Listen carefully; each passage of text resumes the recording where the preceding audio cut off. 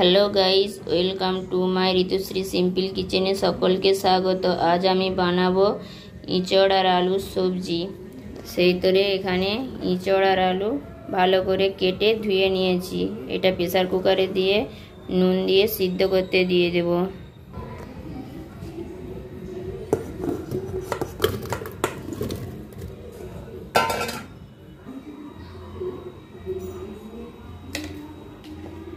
আর জল দিয়ে প্রেসার কুকারে একটা সিটি মেরে নেব।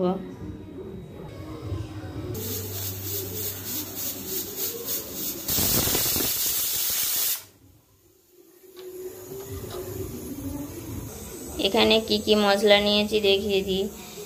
3টে মিডিয়াম সাইজের পেঁয়াজ কুচি করেছি, একটা বড় সাইজের টমেটো কুচি নিয়েছি, কিছুটা চিংড়ি মাছ নিয়েছি, নুন মাখিয়ে রেখেছি, আদা রসুনের পেস্ট 2 চামচ।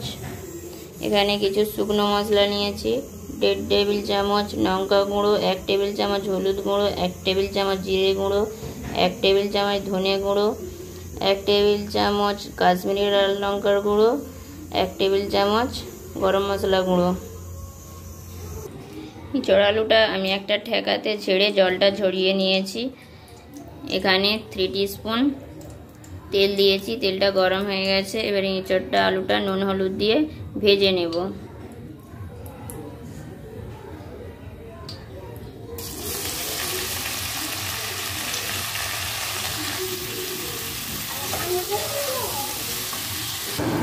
আমার আলুটা ইঁচড়টা হালকা ভাজা হয়ে গেছে, এবারে নামিয়ে নেব। কড়াইয়ে 6 টেবিল চামচ তেল দিয়েছি, এবারে মাছগুলো হালকা ভেজে তুলে নেব।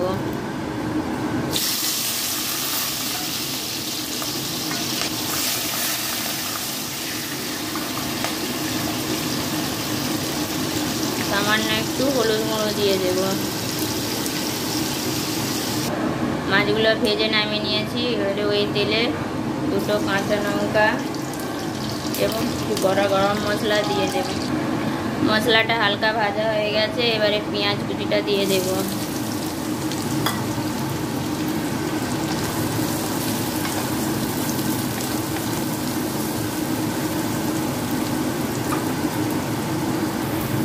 পেঁয়াজগুলো হালকা ভাজা হয়ে গেছে, এর উপরে আদা রসুনের পেস্টটা দিয়ে দেব।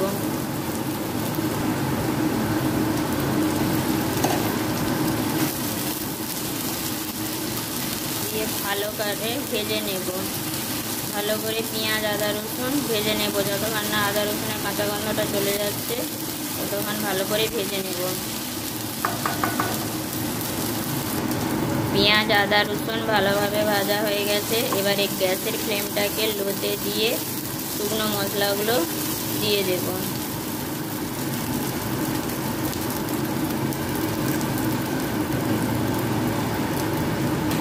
সামান্য একটু জল দেব, 1 কাপের মতো, দিয়ে ভালো করে মশলাটাকে কষাবো।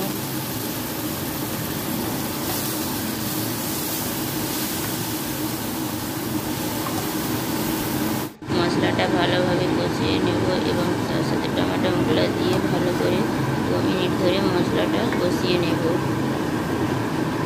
গ্যাসের ফ্লেমটা এই সময় মিডিয়াম করে রাখবো। যখন মশলা থেকে তেল ছেড়ে দেবে তখন আগে থেকে ভেজে রাখা চিংড়ি মাছগুলো দিয়ে মশলার সাথে ভালো করে মিশিয়ে নেব। ভালো করে মেশানো হয়ে গেলে আগে থেকে ইঁচড় আলু যেটা ভেজে রেখেছিলাম সেটা দিয়ে মশলার সাথে ভালো করে কষিয়ে নেব।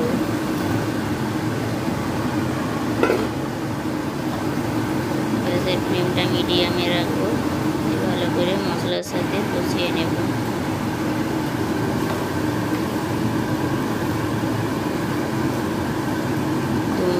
ধরে ভালোভাবে কষিয়ে নেব।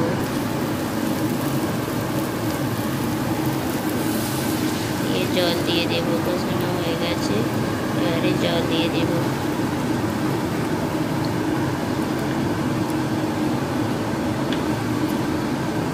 তিন কাপের মতো আমি এখানে জল দিয়েছি।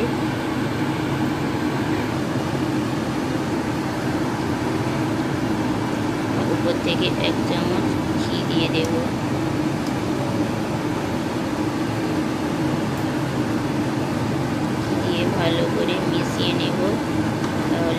আমাদের রেডি হয়ে যাবে এঁচোড় চিংড়ি। আমার এই ভিডিওটি যদি ভালো লেগে থাকে প্লিজ চ্যানেলটিকে সাবস্ক্রাইব করে দেবেন এবং ভিডিওটি একটি লাইক করে কমেন্ট করে জানাবেন।